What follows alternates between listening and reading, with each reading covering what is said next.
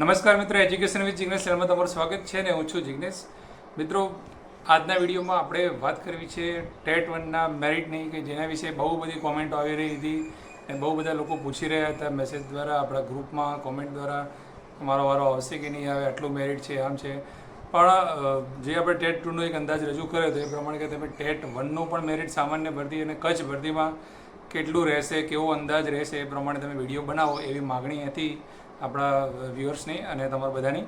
તો આ વિડીયોમાં આપણે મેરિટની ચર્ચા કરવા જઈ રહ્યા છીએ. પણ એ પહેલાં આજે 10 તારીખ છે અને જે પણ લોકો દિવ્યાંગ ભરતીમાં જિલ્લા પસંદગી કરવા જઈ રહ્યા છે એમને એમનું મનપસંદ સ્થળ મળી જાય અને એમના જીવનમાં બધું જ સારું થાય એવી એમની શુભેચ્છાઓ છે.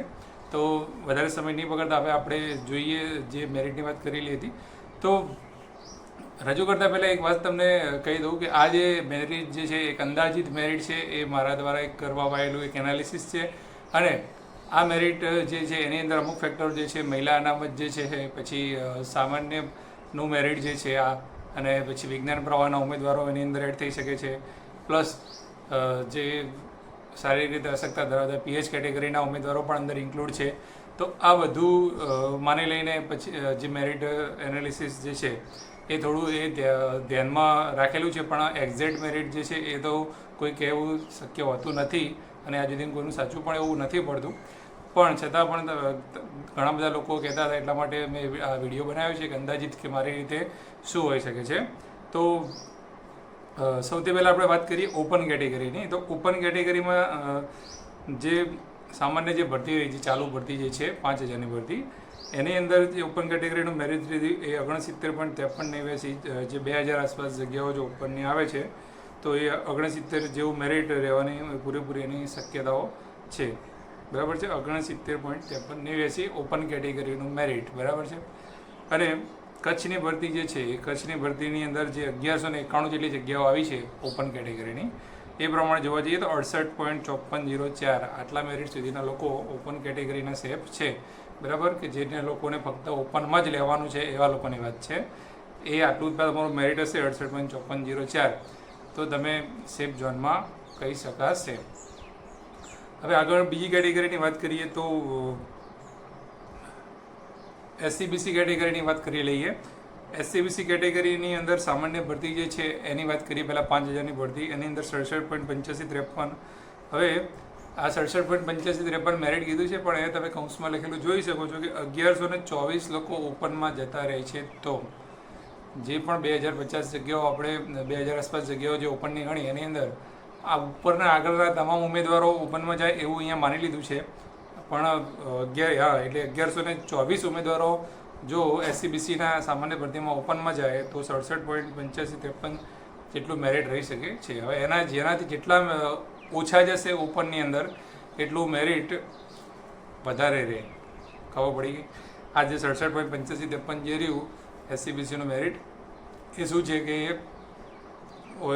ડાયરેક્ટ હવે 1 થી 5ની ભરતી થવાની છે. પહેલાં એ વાત કરી લઈએ કે ભાઈ ક્રમિક ભરતી નથી, 1 થી 5ની ડાયરેક્ટ ભરતી છે. તો 6 થી 8 વાળા અમુક લેશે કે એવું કંઈ આ ભરતીની અંદર કંઈ લાગુ પડવાનું છે નહીં, એટલે સીધું 1 થી 5નું જે છે એ પહેલાં થવાનું છે. તો એટલા માટે એટલે મિનિમમ મેરિટ જે રહ્યું એ 67.8553 રહેવાનું છે SC/BCનું સામાન્ય ભરતીમાં. અને જેટલા લોકો ઓછા જશે ઓપનમાં એટલું આ મેરિટ થોડું વધી શકે છે. બરાબર. એની સામે કચ્છ ભરતીની વાત કરીએ તો કચ્છ ભરતીની અંદર SC/BCનું મેરિટ જે રહ્યું એ 66.8655 જે 679 જગ્યાઓ જે આવેલી છે. અને આશરે 180 જણા પાછા ઓપન કેટેગરીમાં જાય તો. બરાબર છે, જે અગાઉના પણ ગણેલા છે અને આ વખતના પણ ગણેલા છે, એમ ટોટલ. બરાબર, 1124 તો અગાઉ ગયેલા હતા ઓપનમાં એવું માની લીધું છે. એ સિવાય બીજા પણ આ વખતે કચ્છ ભરતીની અંદર ઉપરના 182 જણા જે ઉપરના મેરિટમાં જતા રહે તો 679 જગ્યાઓ પ્રમાણે 66.86 જેવું મેરિટ આનું રહે એવી શક્યતાઓ છે. બરાબર છે. ફરીથી એકવાર કહું છું કે આ એક અંદાજ છે. હવે તમારે એવું એક્ઝેક્ટ તમે માની લેવાની જરૂર, આની આસપાસ તમે હોય તો તમે સેફ ઝોનમાં તમે ગણી શકો છો.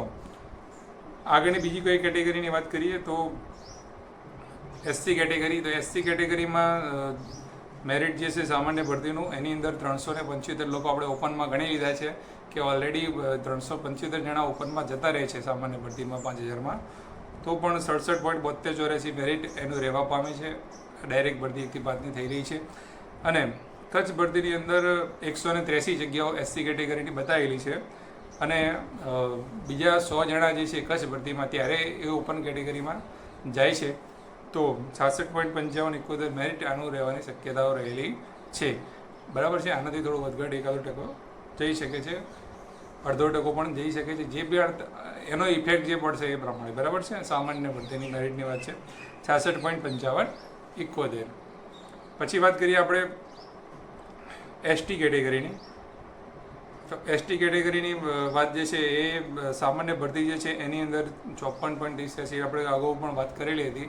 14 લોકો ઓપન કેટેગરીમાં જાય છે તો પણ આટલું જે મેરિટ જે છે 54 એ ત્યાં લાગી શકે છે. અને કચ્છની ભરતીની વાત કરીએ તો તમામ ઉમેદવારો લાગી જવાની પૂરેપૂરી શક્યતાઓ છે.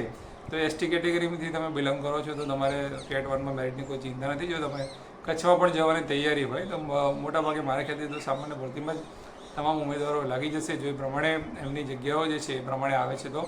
અને કચ્છ ભરતી જે છે એની અંદર પણ જેટલા પણ ઉમેદવારો જો બાકી રહેશે સામાન્ય ભરતીમાં, આમ તો રહે એવું લાગતું નથી, પણ જો કદાચ થોડા ઘણા ઉમેદવાર બાકી રહે છે તો તમામ ઉમેદવારો એ કચ્છ ભરતીની અંદર લાગી જવાના છે.